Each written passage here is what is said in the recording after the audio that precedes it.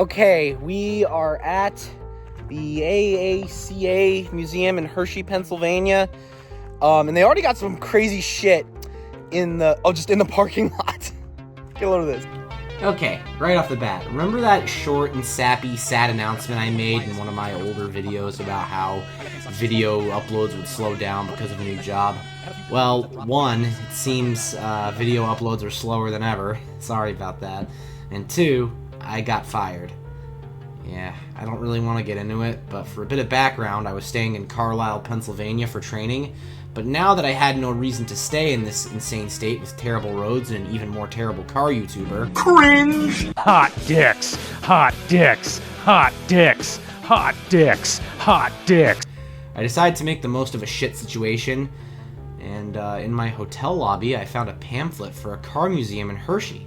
Now I could have driven 300 miles in the other direction, to the northernmost Buc-ee's too, but I just wanted to go home after this point and wash the foul taste out of my mouth.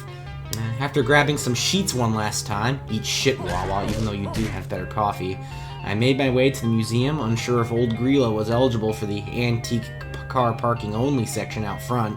On one hand, it would be nice to get the primo parking, but on the other hand, considering a car from 1998 as antique makes me shudder, as I still think of 90s cars as fairly new. I was drawn to the vehicles they had on display outside, or for storage in the regular visitor parking. Okay, so this says it's a bus, so I guess this must be like a car bus.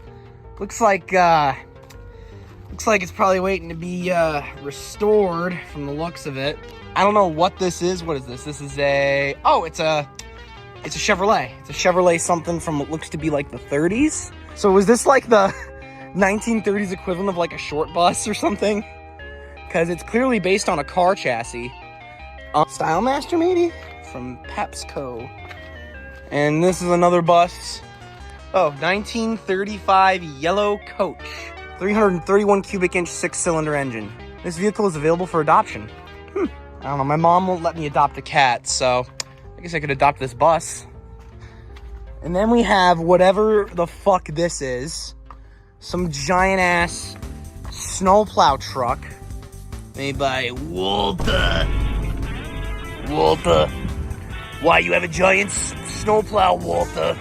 And for some reason, they decided to paint on a freaky face on it to look like it's from Cars, and honestly, it's kind of terrifying. Okay, so this is a thing where I guess they let kids hop up in this antique Dodge truck and learn to drive it. This would be interesting. Yeah, look, like the shifter is right between my balls. Look at me, I'm like manhandling it. Yeah, this thing, it doesn't look like it has. What the fuck? So, wait a minute, where's the gas pedal on this thing? Is this like a parking brake? 1910s or 20s cars have weird setups because the design of an automobile isn't standardized yet.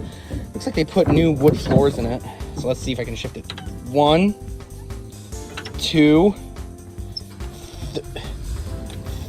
3. Where the hell is... Okay, what gear even am I in? It looks like there's only like 2 gears in this thing. Oh, maybe that's 3rd. And this, I think, is some kind of hand throttle or pre-selector box, but it seems jammed in place because it seems to be just a display vehicle. Oh my god, they have so much weird shit just out front, and we're not even in the museum yet.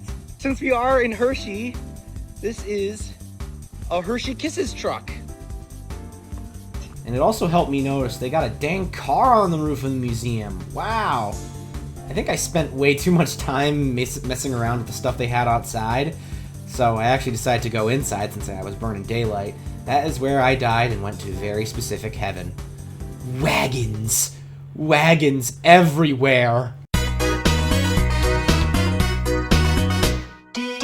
I paid the admission fee of about $16 and explored the exhibits with so much sensory overload, my ADHD brain couldn't handle everything. One interesting thing about the station wagon specific exhibit they had set up was the fact that it also included the wagon's often forgotten cousin, the sedan delivery, or panel van, if you will, which was basically a version of the station wagon made for commercial use as opposed to family use.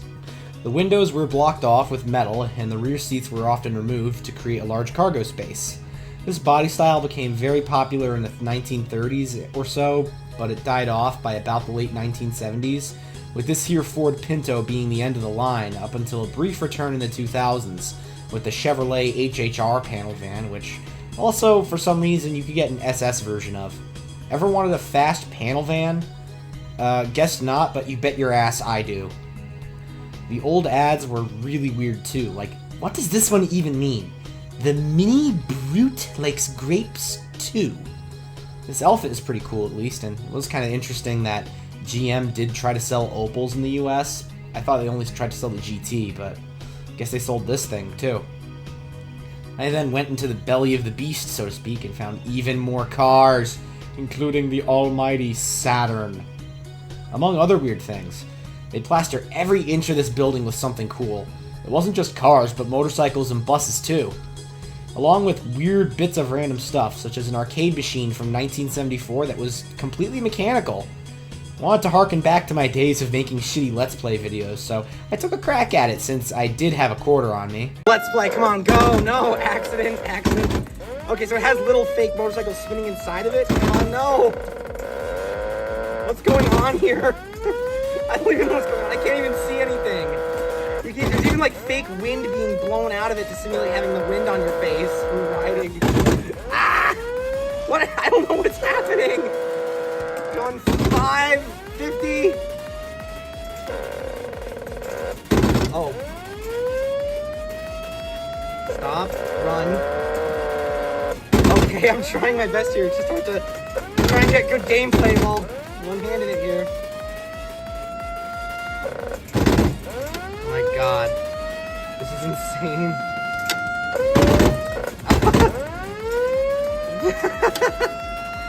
I don't know what's happening.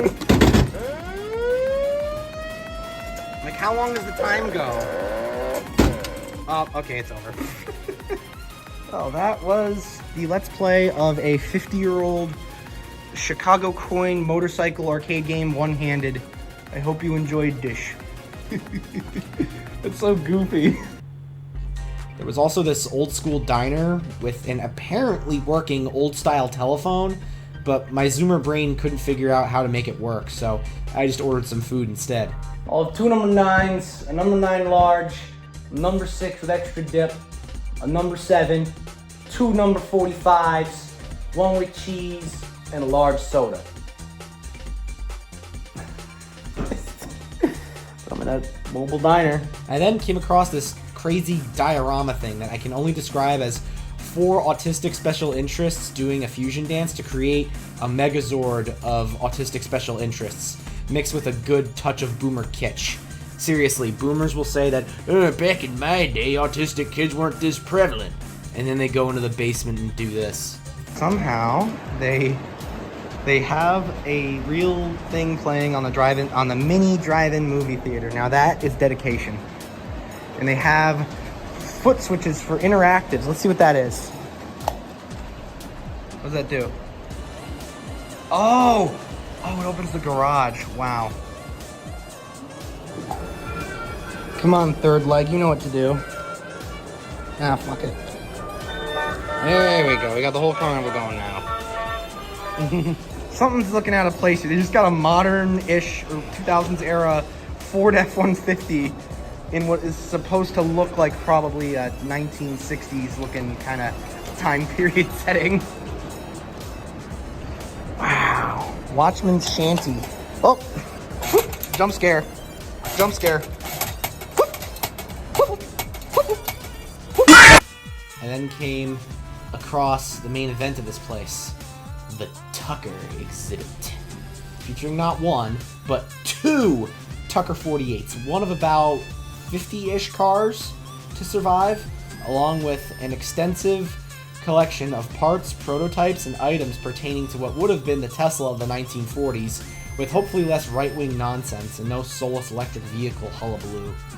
Now, normally I nerd out about cars for weeaboos, but we're gonna go back in time and yap about this beautiful thing that looks like it should be in Fallout New Vegas and is older than my dad. Some guy named Preston Tucker loved cars since he was a kid, after making his fortune selling certain things during World War II for the war effort, including some interesting prototypes that were developed that never went off the ground, such as an armored vehicle called the Tiger that could go 114 miles an hour, pretty fast for something that needed armor heavy enough to withstand a bomb going off. He then bought out a helicopter engine company called Franklin, and what was at the time the largest factory in the world, and promised a new car with a fresh design, since at the time the big three American automakers' 1946 offerings were essentially still based on cars from 1939 or 1940, as they had been out of the car production game for a while due to the war effort, along with a few small upstart companies trying to hop on the bandwagon. But the Tucker had innovative features for the time, such as safety glass, a center-mounted Cyclops headlight that would turn when you turned the steering wheel, a rear-mounted engine, and there were plans for advancements as big as fuel injection and disc brakes, and others, but they were unfortunately scrapped. Oh yeah, by the way, the whole helicopter engine company thing, yeah, the car has a helicopter engine in it. Tucker never got off the ground, especially after the government accused him of lying to his customers and trying to scam them, which thankfully he proved false, but by then he was too late and he ran out of money and had to shut down the business.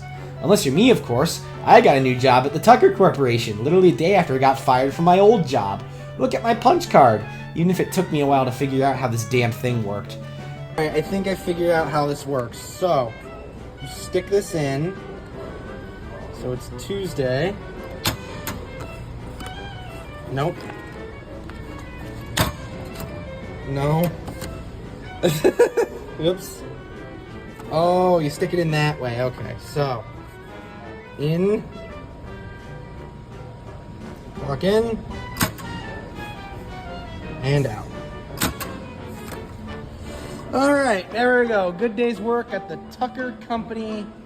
Finito. Now where's my money?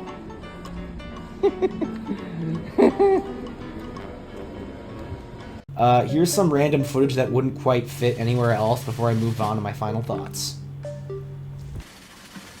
An old-timey fare calculator thing. Let's see what all the buttons do.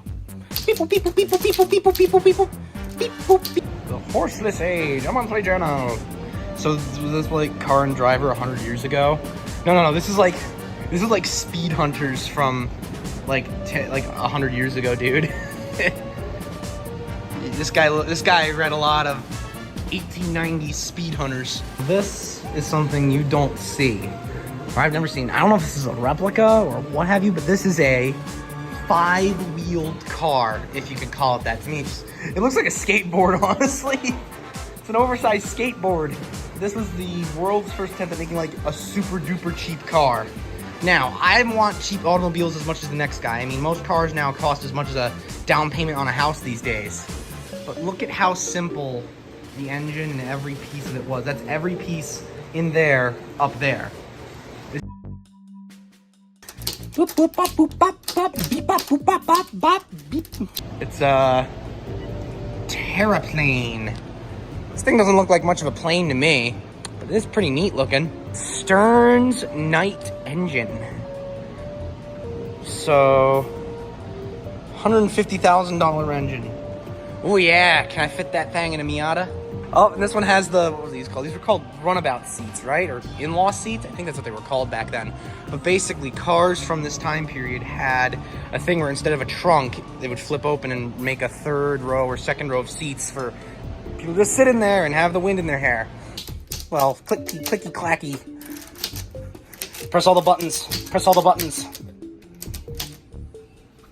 I don't even know how the hell this thing works. You know, now everything's done by phone. You don't need to do that anymore. Okay, final thoughts time. I give this visit to the AACA Museum in Hershey, Pennsylvania, a solid 3 out of 5 Woody wagons. Go for the Tucker alone. It's fascinating seeing such a rare car, and now I can finally check it off my rare cars bucket list. The station wagon stuff was only there for the summertime, so who knows what they'll have when you visit, if you choose to. Unfortunately, I left my car all the way at the end of the parking lot, Then some crazy thunderstorm rolled in. Crazy enough that they played those scary emergency broadcast messages those analog horror people like using so much. I can't think of a better place to hunker down than a car museum surrounded by station wagons. I have been Dita, and thank you for watching me distract myself from the fact that I'm now unemployed and will have to re-enter the hell that is this godforsaken labor market controlled by BlackRock to break our spirits and break our souls and prevent us from overthrowing them in a glorious revolution. And I'll hopefully make another video soon. Bye.